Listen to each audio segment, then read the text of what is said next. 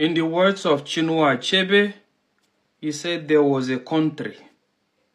But if I'm to refine it in my own words, I will say there was never a country.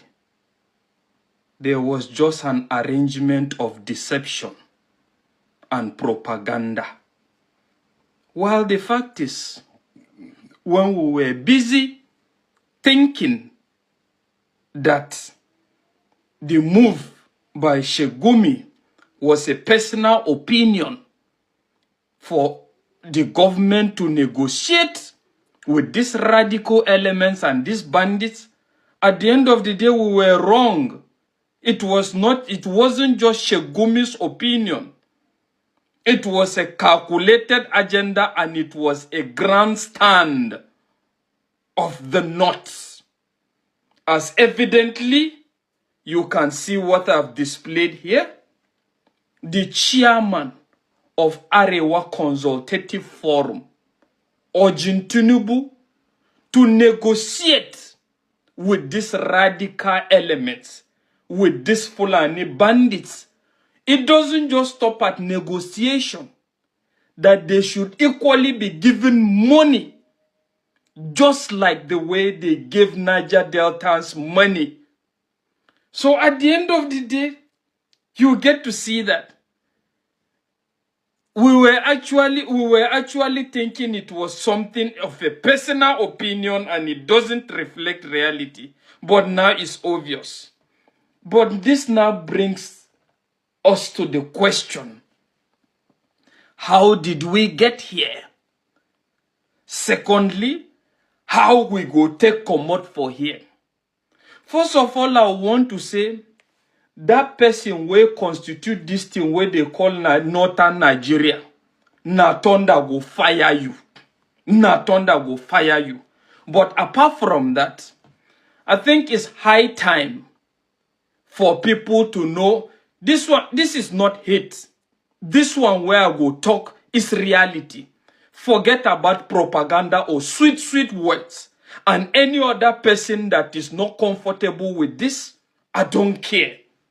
But the fact is, it's high time for people to define themselves and stand for whatever reflects the true definition of themselves. And in this regards now, I want to sincerely say that this kangaroo arrangement of Northern Nigeria is high time, is more defined, and people that knows that this doesn't reflect them, I am telling you, should stay out of this. You need to stay out of this. Talking about this now, I want to tell you that I am telling you sincerely, no, God, this Northern Nigeria, it no go stand like this again. I am telling you. And that is why I'm now wondering, where is the Middle Belt Forum in this regards?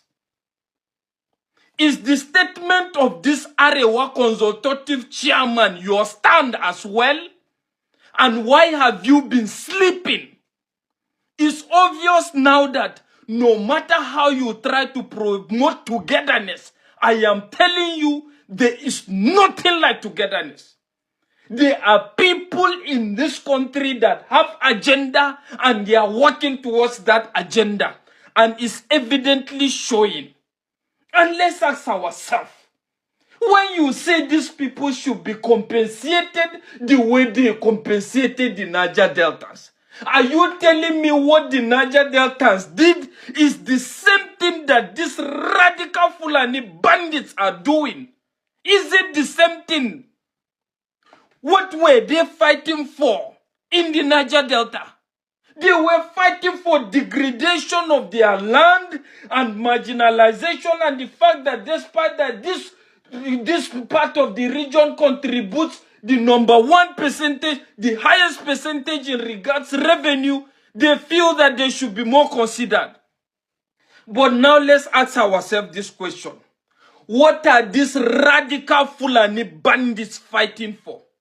All of a sudden you wake up and you decide to start fighting each other, and you are now bringing flimsy excuses of the fact that the government have not sent you to school, there is poverty or whatever. Tell me that one entity that is the government that sent them to school. And tell me if there are no schools in the north, and why did they refuse to attend that? And when you are talking about poverty now, tell me what the northern politicians have done in that regard. And lastly, tell me what does the north brings to the table of the national economy. What do they bring? What are they bringing? Apart from radical religious ideologies and a lot of funny things. What are they bringing? Radical ideologies. At the end of the day, you say you ban alcohol, you are destroying alcohol, you go to Abuja, you shave from alcohol revenue, and at the end of the day, these same people you are calling Arna, they have oil that is now used to actually give you people allocation to go back and embezzle. Well, the fact is, I think finally, I'm beginning to understand the predicament of Bola Ahmed Tinubu. I am telling you. And I think I am retracting and I'm changing my stance in this regard. I am telling you, Tinubu, Peter Obi, or Showore, or nothing. Allah. Tinubu, Peter Obi, Showore, or nothing. In short, the fact is, well, that is just it. Sincerely speaking. Because I'm beginning to now feel that this thing is not just all about even insurgency. It's all about even some elements are in this system that are trying to ensure that they discredit this man, as evidently shown with this man coming to make this kind of utterance. I am telling you, it's a calculated attempt. But by the grace of God, Kubra Muslim ticket. We don't have a problem with that now. Tinubu must continue. If he can't continue, let it be another person, but not a northerner. Do whatever you feel like doing. I am telling you sincerely, nothing. Absolutely nothing. No northerner is smelling that seat. By God's grace, come the next election, whether you like it or not. But go and still keep pampering bandits. Go and do whatever you feel like doing. And I'm telling this to also the minority in the north. This is high time for you to take a stand. And I'm equally telling this to the Niger Deltas, to the Igbos. Everybody should take a stand. Protect and defend that which you stand for. I am telling you. Even if